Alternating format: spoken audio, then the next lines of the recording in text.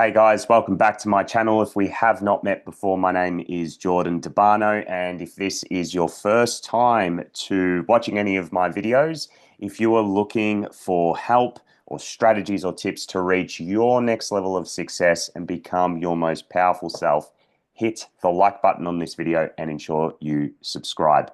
Today, I'm speaking about this statement, this belief that our rational minds can throw at us when we start to find that our heart is taking us into new waters when it comes to our career, maybe creative endeavors, maybe when it comes to where you want to live. It's like you got to decide. You're either doing that or this, or you're doing that. And it's like the two, there's like a decision you have to make. It's like, I can't live um, in Melbourne and then go live in Bali for a little bit, for example. Or I can't be an accountant and a painter. Or I can't, if you're a musician, let's say, and that's what you've done, I can't do rock music and I can't do symphonies at the same time. It's like the rational mind loves to split things apart and make you believe that it's like, you can't have both, right? And I have just never, ever, ever lived by that premise, right? Um, I've been under the influence of it, but I've just found that even with all the resistance and all the crap that I heaped on myself to go, no, you're only this, I would always end up going and doing that as well.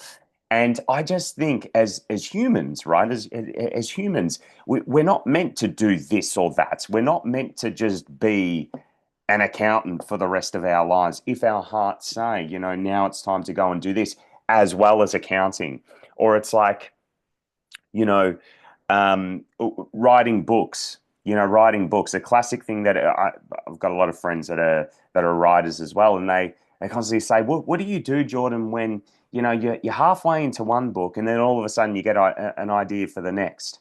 I go, "Well, what do you mean? What do I do? I write the idea down and I tune in. Am I going to go with this idea?" It's like, but like, what about the book that you're writing? What about the book I'm writing? That it's all allowed, right? Sometimes I'm working on two books at once. That's happening right now, actually. I'm working on two books at once. The last few weeks, the last 2 months, I've been working on four songs at once. It's like, but that you can't do that. It's split focus, but it's not. It's not. If you assume it's split focus and you assume, oh, I'm watering myself down and I've got to just stick to one thing and that's all I do, then you are under this assumption that you're actually implying that you're a limited creative being, which is just not the truth. I hold this assumption that all of us, every single one of us, we are infinite creative beings. So therefore, this structure that we've been told, in order to be more productive and more successful and more la la la la la and all that bullshit that you hear, it's like you need to pick one thing. It's like, no, you'll only do that. You'll only do that if you subscribe to the idea that you need to be more confident, more skilled, more talented, more that to have what you want. And it's just not true. It's not true, right? Right now, I run an education business. I paint. I get involved in charity work whenever, something comes up wherever I'm based in the world. I write songs that are a mix between folk and pop at the moment. I used to be a rapper. While I was a rapper as well, I was producing hip hop beats for other artists. When it comes to my writing, I write self-help, but I also write fiction stories. I don't limit myself, and whenever I'm creating, I'm all in on all those things. Now, I don't share that to brag. I share it to give you permission to get the fuck after whatever it is that your heart's calling for, because the only reason you wouldn't, and I'll share the misconceptions that I had and the misconceptions that I hear from, my friends and people that meet me and go, God, man, you do so much. Like how? And I always run up against these three objections. So if you have one of these, I want you to listen to this part of the video very closely, right? Probably the biggest ego thing I had, where it was like, you got to choose this or that, be a business person or a musician, right? That was back in 2020. Closed the call center, and I got the idea to do hip hop music. So it was like, all right, and the ego had a crisis. It's like you're either an entrepreneur or you're a musician. So I wrestled with that the whole way. But you know what was fascinating? I wrestled with it for like 2 years. Throughout the whole time, I kept getting involved in business projects and I kept making music, and I was healthier, happier, and more fulfilled than I had ever been. Right. So you just think of, but my mind was in so much resistance to it. Okay.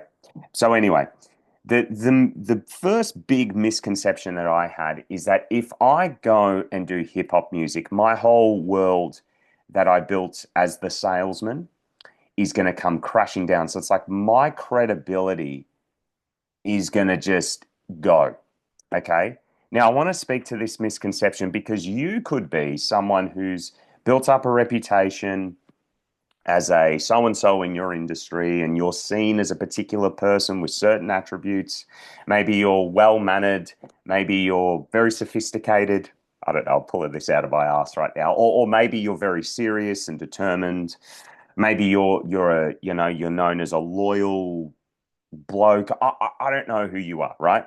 But what I do know is that whenever we get into resistance, we bring up these things of who we think we are. Okay, so for me, I was like, I'm the well put together, determined, focused, responsible individual, right? So it's kind of like a good boy with a hustler, enmeshed. And so hip hop music just fucking like it was okay with the hustler, but the good boy and the responsible in it destroyed. It was like I was bumping up against that part of my identity.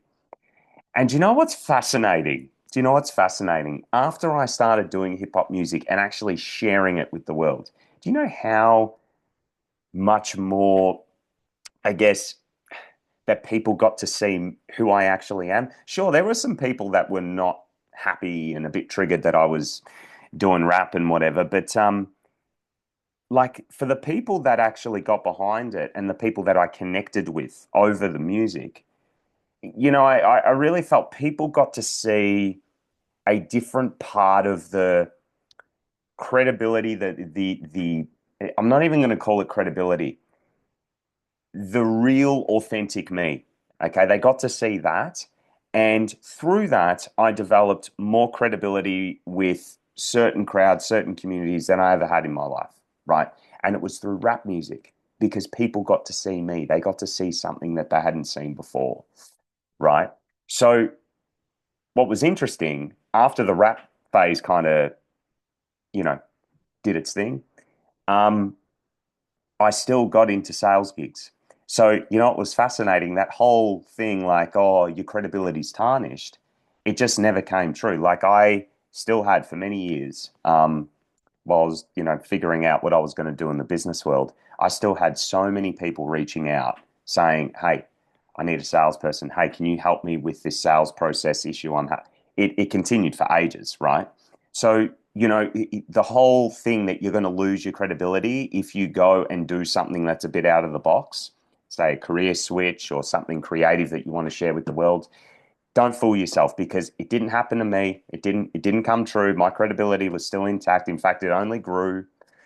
Um, and for all the friends that I know that have done something similar, they've had the same experience. Very rarely does your credibility and your reputation ever get tarnished when you do a U-turn, let's say, in your life. So, but that's the first thing. Do not buy into that story that, your reputation, your credibility is on the line. Because again, I've referenced him before on the podcast, Robert Fritz, the author of The Path of Least Resistance. He has this brilliant quote. He's like, you're separate to your work. You're separate to your work. You're separate to your creative work. You're separate to your career. It's not something to do with your identity. Now you might think that it is. I'm the salesperson. I'm this. I'm that. But what I think happens, and I can't say this for certain, but I assume this, and it works for me. when we get these new ideas to follow through on, right?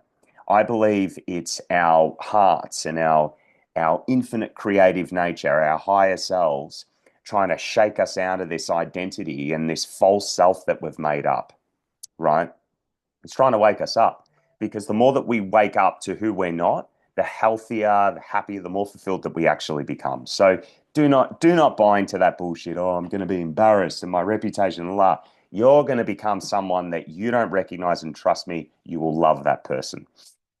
Second thing, money. Money. Oh man, what's going to happen with my money if I change career? What's going to happen with my savings and what's that going to mean about future? How much I'll be able to charge in the future if you're still stuck in that credibility thing, right? So here's something again I'll share because I've experienced this time and time again.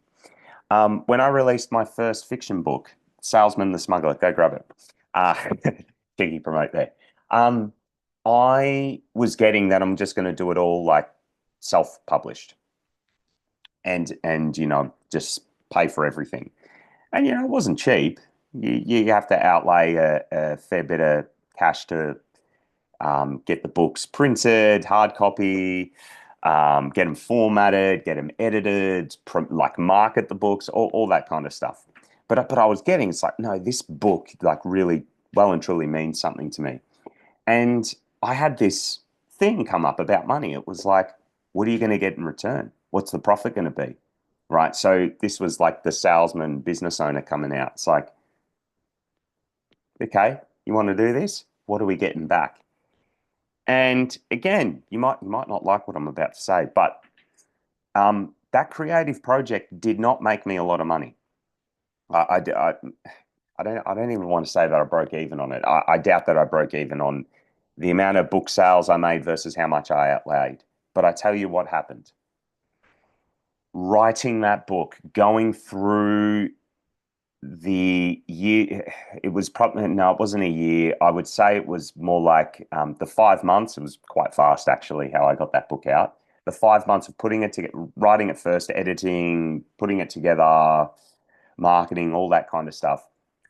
Doing that, it gave me so much more than money could buy, which was this true understanding of my creative muse as an author, what it feels like to be writing, what it feels like to be writing a fiction story, connecting to something that I truly love. In many ways, it improved my how I approach my music. Um, and it was actually after that book that I developed an hour writing practice every morning, and I have not stopped ever since I began writing that book. Well, actually, ever since that book came out. Um, so that particular um, yeah, that project, it gave me so much more. And I learned a lot more about what I'm talking about to you today because of that book. I found myself talking about a lot of what I learnt from that first project, and I was, finding myself working with clients who had book ideas and all kinds of things. And it led on to As If by Magic, which was a bestseller. So that was my most recent release, and I wouldn't have been able to contribute to that book had I not written that first one. So, you know, you you can't put a price on creating something that you love. You just can't.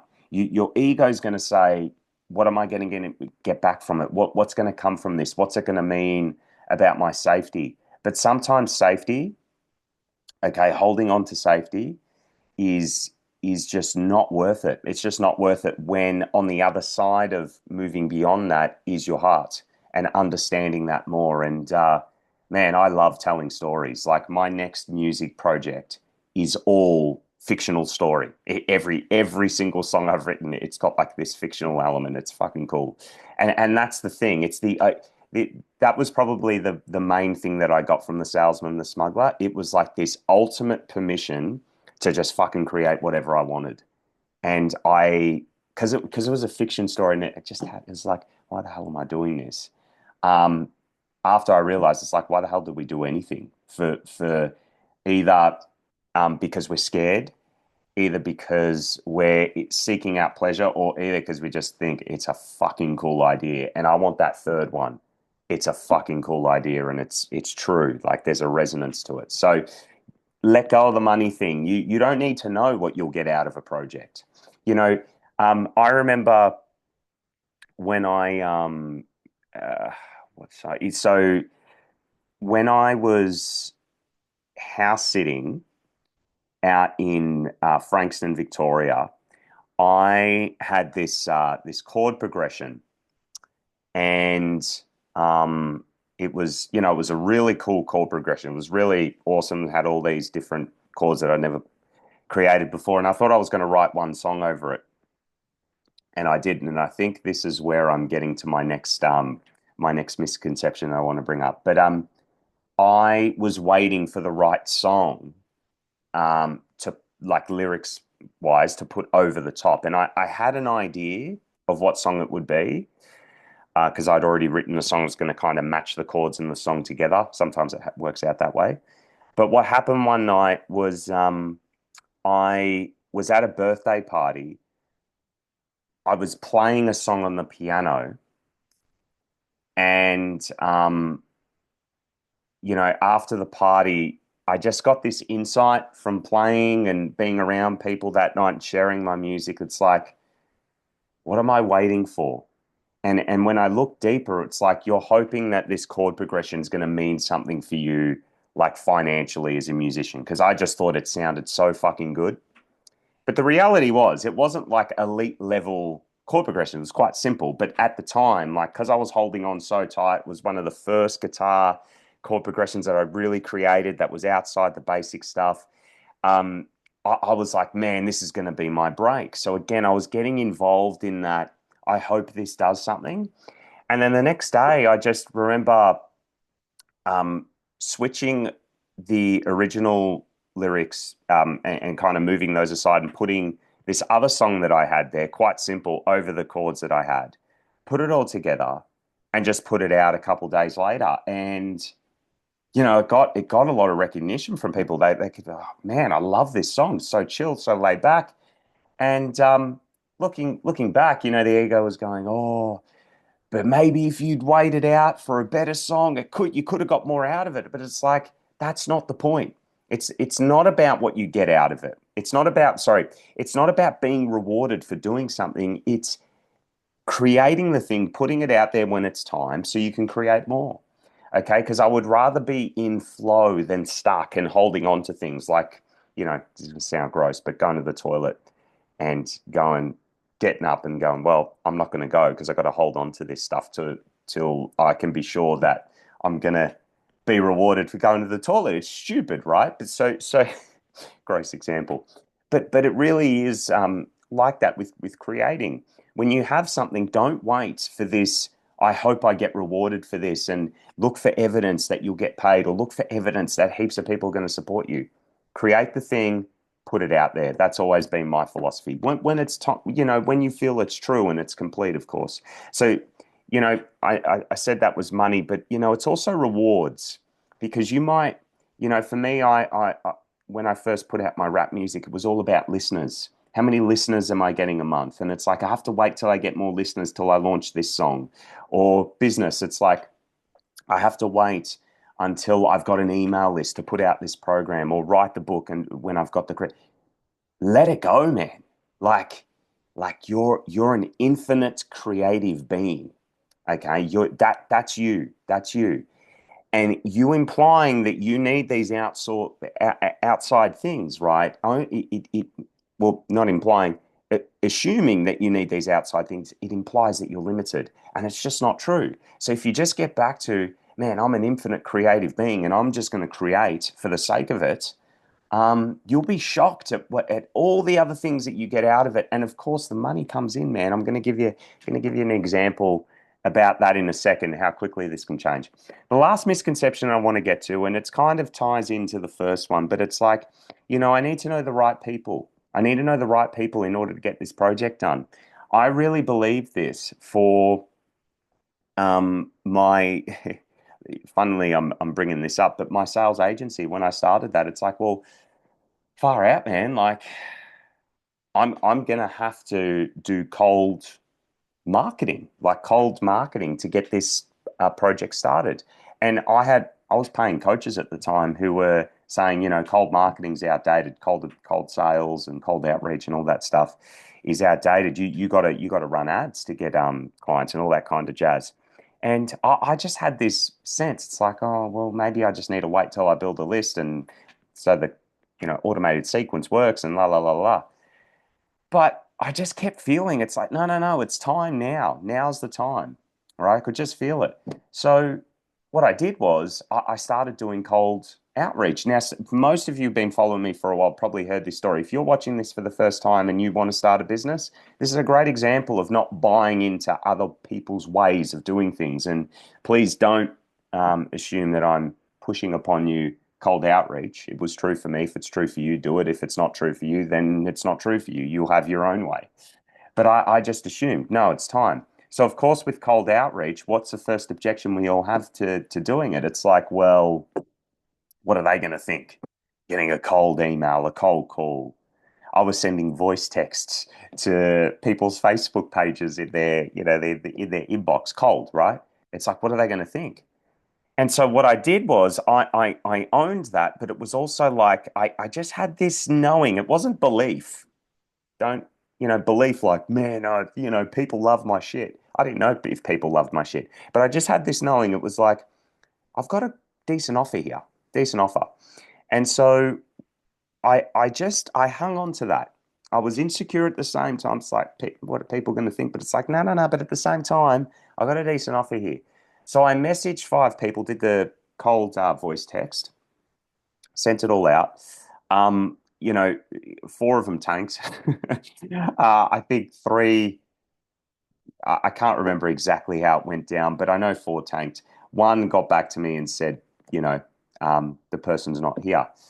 And so I waited for a while and I went about, I still had my ads running and, doing the old um, warm outreach. Who do you know? Or linking up with people that I knew. And I had some clients come in, but they weren't like the right fit. And I really wanted the big ones. I didn't know any like big, big, big businesses at that time. So a week or two went by, and eventually the person who had messaged me got back to me and said, "Hey, the founders here. That he actually wants to have a chat with you." Now, cut a long story short, that actually turned into the deal that changed everything for my sales agency, like completely changed it all. And so I share that with you because, again, I had the opportunity to say, I'm going to ruffle people the wrong way. I'm going to fuck up the relationships. I need to get in the good books with these people. I went, hang on a second. I have an offer here that people in their position who have done very well in business, they need it. So I'm going for it now, right? So again, I don't want to push on you cold outreach and running before you've learned how to walk. But if you're in a position where you know that you can start creating sales or deals or songs without the right people, start because you never, ever, ever ruffle more feathers than I don't know what the opposite of ruffling feathers is, but like serving people. You always serve more people. When you put your heart out there and it's actually time, man, you will receive really well. So that covers this. It's this or that. Okay. It's just not true. All right. Now we're going to get to this premise that we have around, really landing this. Oh, you know, I'd love to do it all, but I can't. Okay. The premise is that we are all infinite creative beings. We're infinite creative beings. Now, what do I mean by that? I mean that I believe, I just hold this assumption. Some of you are not going to agree with this, and that's completely cool. But some of it, it's really going to resonate with you. And kudos to you if it does. We're vibing on the same page. I really hold this assumption that in our lifetime, we are not here to do one thing. We're not here, God didn't say, or whatever you believe in, the universe didn't say, um, you're a salesman, that's your thing, or you're a recruiter, or you're a builder, or you're a gardener, and that's your thing. No, you know, we're so much more than our freaking title, or even to like, yeah, I don't know who's watching this right now, but the single mums out there, or the mothers, stay-at-home mothers, if you've always thought of yourself at that, and oh, I'm not a business owner, or I'm not a musician, I'm not a painter, I'm not a this, I'm not a that, get out of that because, not that I'm a parent, but just one thing that I know through coaching quite a few parents, um, the ones who are, I guess, out there creating businesses and writing songs and doing all that kind of stuff, they don't define themselves as this or that. They just are them. Okay, so this is where applying this premise of we are infinite creative beings and we're not any of what we create is super powerful because then we can do it all. We can have it all. We can be a digital nomad and live in one location. We can write fiction and non-fiction. We can run an e-com store and we can also get into solar. I don't know, but you get what I'm saying.